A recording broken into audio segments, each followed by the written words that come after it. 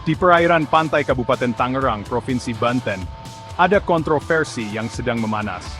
Sebuah tembok laut bambu sepanjang 30,16 km yang didirikan untuk tujuan yang tidak diketahui telah menjadi titik perdebatan. Tembok ini, yang berdampak pada 16 desa di 6 kecamatan, telah memicu investigasi dan perdebatan publik. Kasus tembok laut Tangerang ini menyoroti pentingnya pengelolaan wilayah pantai yang transparan, dan keseimbangan antara pembangunan dan perlindungan lingkungan. Asal-usul tembok laut ini masih menjadi misteri. Tidak ada individu atau entitas yang mengaku bertanggung jawab atas pembangunannya. Kurangnya transparansi ini telah memicu spekulasi dan kekhawatiran tentang potensi pelanggaran peraturan.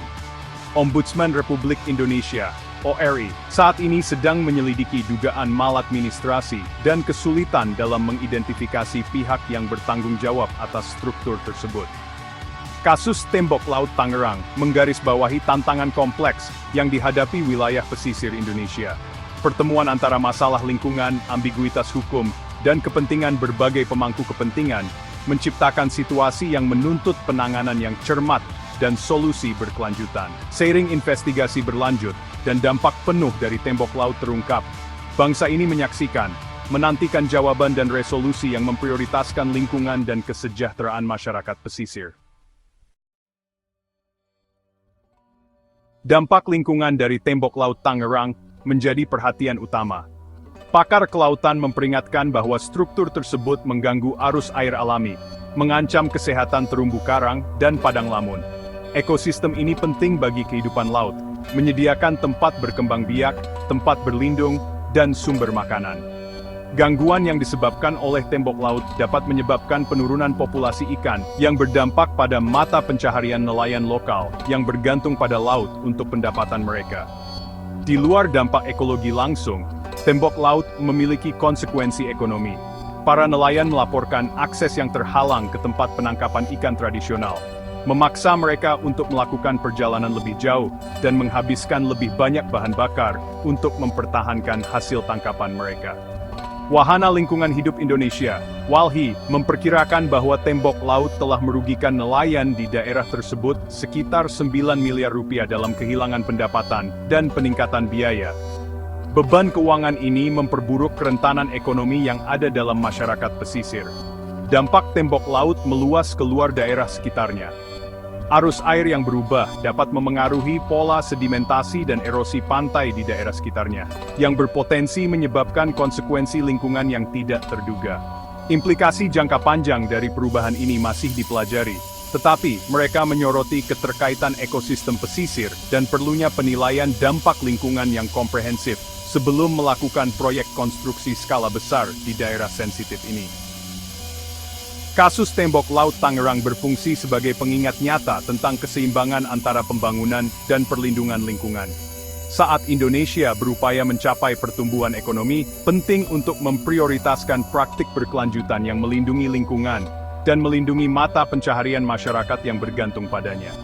Kegagalan untuk melakukannya berisiko membahayakan kesehatan ekosistem pesisir Indonesia dan kesejahteraan rakyatnya.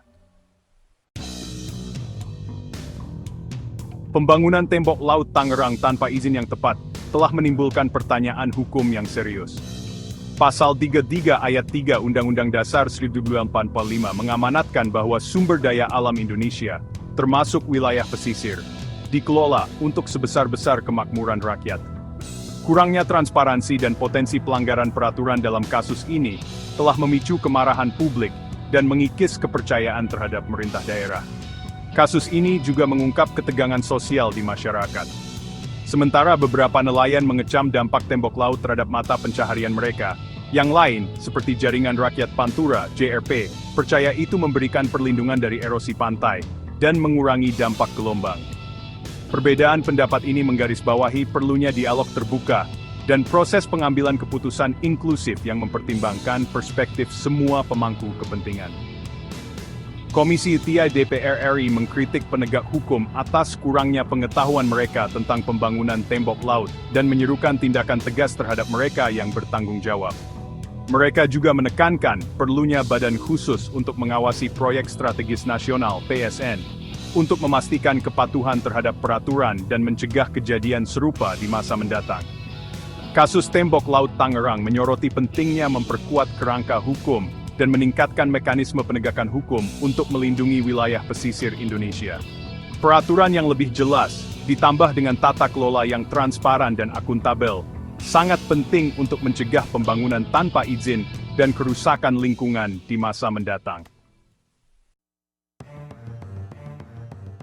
Kontroversi Tembok Laut Tangerang berfungsi sebagai panggilan untuk bangun, menyoroti kebutuhan mendesak akan praktik pengelolaan pesisir yang berkelanjutan di Indonesia.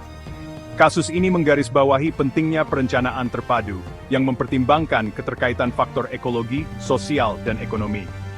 Kedepannya, proyek pembangunan di wilayah pesisir harus memprioritaskan studi AMDAL, keterlibatan masyarakat, dan tata kelola yang transparan.